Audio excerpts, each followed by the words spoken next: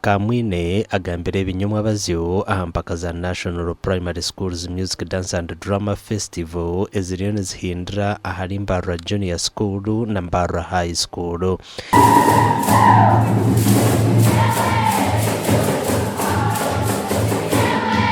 Abantu benji na munonga abazaire tubakumanya mugashogwa abana kwetabo mizano kurra amagara gabo garije ni kimwe ha kintu ekiri kukuza amagara g'omwana je aino businge kandi ashemereye ngwenu tusima abazaire ababasa kwikeza abana babo kwija n'amashomero agateiremo amani kureba ngo abana babo beija amashomero gabo gazwekera.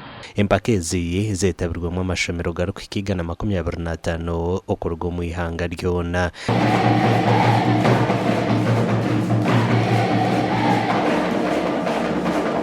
Kamwine akoze isomo gishogo kurabara amashomero okurekeraho muzego kupakira abana chimpatira agumize ngo encourage nehenda amateka kandi government nejijumira twara abana bejiro motoka bafunzire benyigire nkireta abana obusinge buce n'abandi bargamu bakora kusinga nebindi ntushaba amashomero gona gani gatwara abana one any trip ninga cyone kibakuza mu kutayaya abana babo barebe ngo babateraho entekateka yo kugira ngo abana bayitubona bagendaje abo kwa government katahwiteka cyo kubanze kazura abana kuzamarore abana bakabarwara ninga bacutara babakubi okutwara kuba abana nikuretera abana obusinge buce bahikayo batacine magara marungi.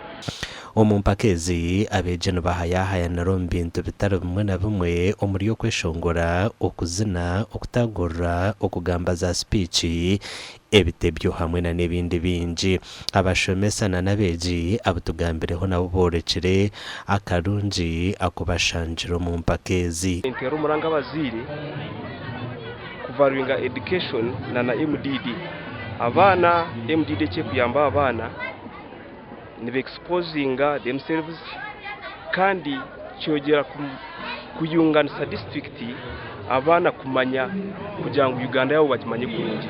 Ezi music net yambo okongera talent yitu abantu bona bakatumanya nana amatezo kweyonzera. Children involved in arts perform better in class. Why? Because MDD trains their brain to listen, to express, and to say creatively. Empakezi zikigurwaho mu butongora harwo kubanza kandi nazija okuhendera hizobe rya Sandeji aho amashomero agarasinje garukwija kuhebwe birabo bitaro bimwe na bimwe. Amakuru agagasha kwa Sengendo Abdul Karim.